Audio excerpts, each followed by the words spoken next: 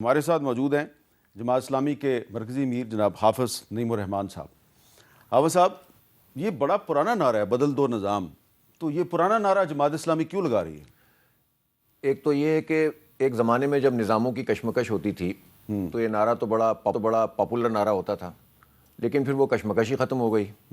اور جو ہماری جنریشن ہے، جسے آپ جنریشن زی کہتے ہیں، جو اب اس وقت جس کے ہاتھ میں سب کچھ ہے،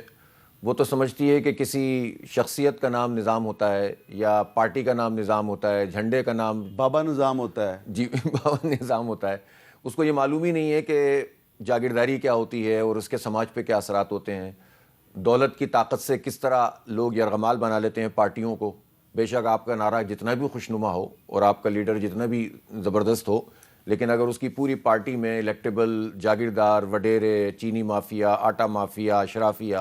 اور اس کو اس بیوروکریسی کی سپورٹ حاصل ہو کہ جو بیوروکریسی جس کو خادم ہونا چاہیے وہ حاکم بننے کے مائنڈ سیٹ کے ساتھ افسر شاہی بنی ہوئی ہو، ساری مراد اس کے پاس ہوں اور وہ عوام کو بالکل حقارت کے ساتھ ڈیل کرتے ہوں، تو اس پورے اور اسی طرح سے جو ہمارے یہاں سول بیوروکریسی کے ساتھ ساتھ ملٹری اسٹیبلشمنٹ بھی ہوتی ہے، تو افراد کا مسئلہ نہیں ہے، انڈیویجولز کا ایشو نہیں ہے، مائنڈ سیٹ کا مسئلہ ہے۔ تو پاکستان جب بنا تو اس وقت یہ طے پایا تھا 1947 میں کہ ابھی تو ہم چیزوں کو اڈاپٹ کر لیتے ہیں، لیکن جب دستور ساز اسمبلی آئین بنائے گی تو ہم سسٹم بھی تبدیل کریں گے۔ تو آئین کے لیے تو بڑی ایفرٹ ہوئی اور بن بھی گیا اور بہت اچھا بن گیا،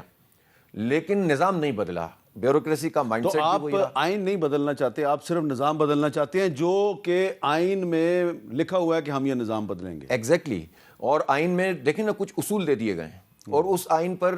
اچھی بات یہ ہے کہ اس پر تمام لوگوں کا اتفاق بھی ہو گیا تھا، اور پہلے 56 میں ہو گیا تھا، پھر اس کے بعد 73 میں ہو گیا۔ اب جب اتفاق بھی ہو گیا، ہم تو یہ بھی کہتے ہیں کہ اس کے ساتھ زیادہ کھلواڑ بھی نہیں کرنی چاہیے، کہ جب ایک متفقہ ڈاکومنٹ بن گیا، اصول اس کے موجود ہیں، اس میں سوورنٹی اللہ تعالیٰ کی ہے، بندوں کو یہ حق حاصل ہے کہ وہ اپنے تمدن اور حالات کے اعتبار سے قانون سازی کریں، اور اس میں یہ اصول موجود ہیں کہ ہیومن رائٹس دیے جائیں گے، اس میں یہ اصول موجود ہے کہ تعلیم سب کو دی جائے گی، 5 سے 16 سال کی تو فری ایجوکیشن ہوگی اور سب کو ایکول رائٹ ملے گا، صحت کی سہولت سب کو دی جائے گی، یوٹیلیٹیز فراہم کی جائیں گی۔ ہاں ٹیکس لیں گے تو لیں گے، جو ضروری چیز ہے، لیکن اگر آئین یہ پروٹیکشن پاکستان کے عوام کو دیتا ہے تو وہ کون سے اسباب ہیں جس کی وجہ سے یہ عمل درآمد نہیں ہوتا اچھا، پاکستان؟ اب آپ یہ بتائیے کہ آپ نے بڑی اچھی بات کی کہ آپ نظام بدلنا چاہ رہے ہیں آئین کے اندر رہ کے، بلکہ جو آئین کی ضرورت ہے، جی بالکل، آرٹیکل 38 کہتا ہے جی کہ آپ دولت کے چند ہاتھوں میں ارتکاز کو روکیں گے۔ ایگزیکٹلی۔ دیکھیں، ہمیں کسی کے امیر ہونے پہ مسئلہ نہیں ہے، ہم یہ سمجھتے ہیں کہ امیر کی جو عمارت ہے نا، وہ غریب کی ایکسپلائٹیشن استحصال پہ نہیں ہونی چاہیے، اس کا حق مار کے نہیں ہونی چاہیے۔ اب سوال میرا آپ سے یہ ہے کہ اگر آپ نے نظام بدلنا ہے اور آئین کے تحت بدلنا ہے تو پھر اس کے لیے ضروری ہے کہ آپ کی پارلیمنٹ میں نمائندگی ہو، لیکن آپ کے قومی اسمبلی میں اور سینٹ میں تو کوئی نمائندگی نہیں ہے۔ اب آپ بلوچستان اسمبلی میں 2 آدمی ہیں، سندھ اسمبلی میں 1 آدمی ہے، برائے نام نمائندگی ہے آپ کی، تو آپ کیسے نظام بدلیں گے؟ اس کے لیے عوامی رائے عامہ کے ذریعے بدلیں گے۔ جماعت اسلامی کی ایک بات یہ طے ہے کہ ہم برسر زمین کام کریں گے، سازشوں کے ذریعے سے نہیں آئیں گے اور بیک ڈور سے نہیں آئیں گے، برسر زمین کام کریں گے اور پارلیمانی جد و جہد کریں گے۔ ہمیں معلوم ہے کہ پاکستان میں جو انتخاب ہے وہ لنگڑا، لولا، اندھا، بہرا، کانا سب کچھ ہے، لیکن ہمارے پاس آپشن کوئی دوسرا نہیں ہے۔ تو ہم اسی نظام کو رہتے ہوئے، ہم نے 1957 میں یہ طے کیا تھا مولانا مودودی کے زمانے میں کہ 2 طریقوں سے کام کریں گے۔ ایک یہ کہ انتخابی اصلاحات کے لیے بھی جد و جہد کرتے رہیں گے، کوشش کرتے رہیں گے کہ مثلا ہم یہ سمجھتے ہیں کہ یہاں پر متناسب نمائندگی کا نظام ہونا چاہیے، لیکن پاکستان میں کوئی پارٹی تیاری نہیں ہوتی اس کے لیے، تو رائے عامہ کے ذریعے سے ہم انشاءاللہ اس کی ایفرٹ کریں گے، کرتے رہیں گے، اور بالآخر پوری قوم کو پشت پہ لا کر کھڑا کرنے کی کوشش کریں گے۔ اور دوسری طرف ہم اس سے دستبردار ہوئے بغیر اس نظام میں رہتے ہوئے اس کو بدلنے کی جد و جہد کریں گے۔ مشکل کام ہے، لیکن اچھا، کرنا آپ کہہ رہے ہیں آپ آج اس نظام کے اندر رہتے ہوئے اس کو بدلنے کی کوشش کریں گے، تو اس نظام کے تحت پچھلے سال فیبرری 2024 میں جو الیکشن ہوا اس میں آپ PS 129 کراچی سے آپ جیت گئے، الیکشن کمیشن نے کہا کہ حافظ نعیم الرحمان جیت گئے، حافظ نعیم الرحمان نے استعفیٰ دے دیا، حافظ نعیم الرحمان نے کہا مجھے یہ رزلٹ قبول نہیں ہے، تو آپ تو سسٹم سے نکل گئے، کیوں نکلے؟ میں سسٹم سے نہیں نکلا، میں نے یہ کہا کہ جب میں نے اپنے فارم 45 جمع کیے اور میری ٹیم نے جمع کیے، پھر ہم نے مشورہ کیا کہ یار اس میں تو 800,000 ووٹ کم ہیں، میرے 29,000 ووٹ ہیں اور جو PTI کا بندہ تھا دوسرا والا اس کے 30,000 ووٹ تھے، تو ہم نے کہا ہمارے ووٹ تو کم ہیں، تو ہمیں تو انہوں نے ڈکلیئر کر دیا، جبکہ ہماری بہت ساری سیٹیں ایسی ہیں جس پہ ہم جیتے ہوئے ہیں اور یہ ہمیں نہیں دے رہے۔ تو ہم نے یہ فیصلہ کیا کہ ہم یہ خیرات کی سیٹ نہیں لیں گے، جو جیتی ہوئی سیٹ ہے وہ دو، اور یہ حوصلہ ہم میں ہونا چاہیے کہ اگر کتنی سیٹیں جیتی ہوئی تھی؟ کم از کم 7 کے تو ہمارے فارم 45 100% موجود تھے۔ میں اسی کو آپ کا جھگڑا فارم 47 کا نہیں ہے، 45 کا ہے۔ 45 کا ہے۔ اگر دیکھیں 45 کے پورے نہیں تھے نا، تو اور لوگوں نے کلیم کیا ہمارے کہ یار یہ سیٹ بھی میں نے جیتی ہے، میں نے کہا نہیں، مجھے پورے فارم 45 لا کے دو۔ کم تھے، ہم نے نہیں مانا،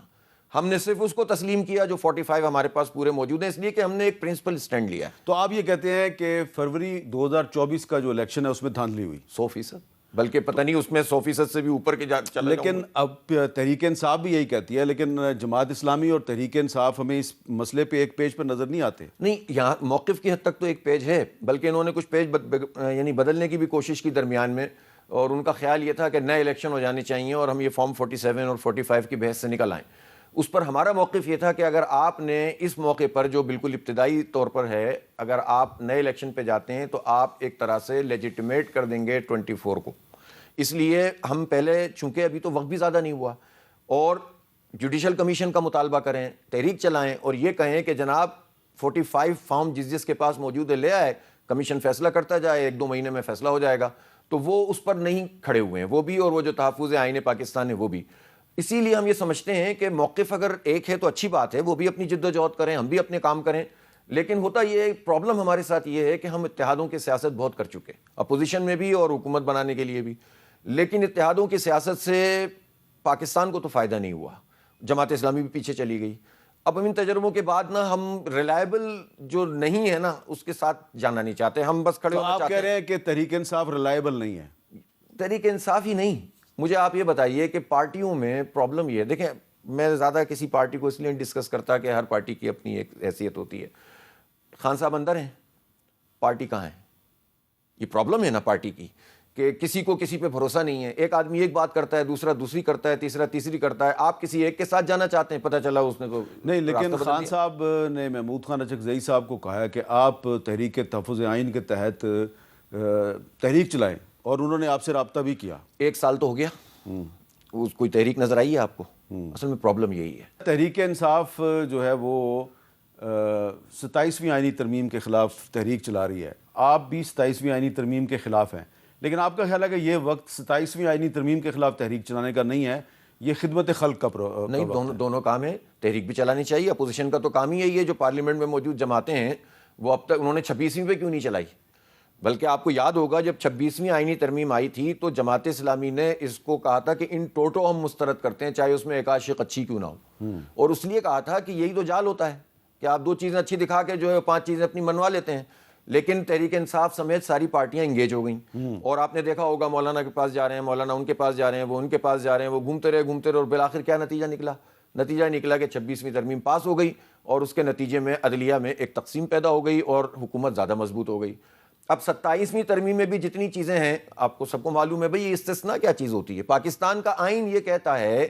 کہ حاکمیت اعلیٰ اللہ تعالیٰ کی ہے، قرآن و سنت کے برخلاف فیصلہ نہیں ہو سکتا، لیکن پاکستان کے آئین میں قرآن و سنت کے برخلاف فیصلہ تو نہیں ہو سکتا، لیکن قرآن و سنت کی تعلیمات یہ ہیں کہ خود نبی پاک صلی اللہ علیہ وآلہ وسلم اپنے آپ کو پیش کر دیتے تھے فیصلے کے لیے، اس کے بڑھ کر تو اب کچھ بھی نہیں ہو سکتا نا۔ حضرت عمر قاضی کی عدالت میں جاتے تھے، حضرت علی قاضی رضی اللہ تعالیٰ عنہ قاضی کی عدالت میں جاتے تھے، اور ان کے خلاف فیصلے ہوئے، اور وہ ثبوت نہیں دے سکے تو خلاف فیصلے ہوئے، اور انہوں نے فیصلوں کو قبول کیا، بلکہ عدالت کو اسٹرینتھن کیا۔ تو ان سے بڑھ کر کون ہو سکتا ہے؟ کسی کی دولت، طاقت، چھڑی ہمارے خلفائے راشدین سے زیادہ تو نہیں ہو سکتی۔ اس لیے ہمارا آئین یہ بات کہتا ہے کہ کسی کو استثناء نہیں ملنی چاہیے، چاہے جزوی ہو چاہے کلی ہو۔ تو ہم اس لیے خلاف ہیں، اسی لیے ہم اس کو کلیتاً مسترد کرتے ہیں۔ البتہ یہاں تک اس بات کا تعلق ہے کہ ہم بھی اب دیکھنا چاہتے ہیں کہ اپوزیشن کتنی تحریک چلا رہی ہے، ذرا چیک تو کریں۔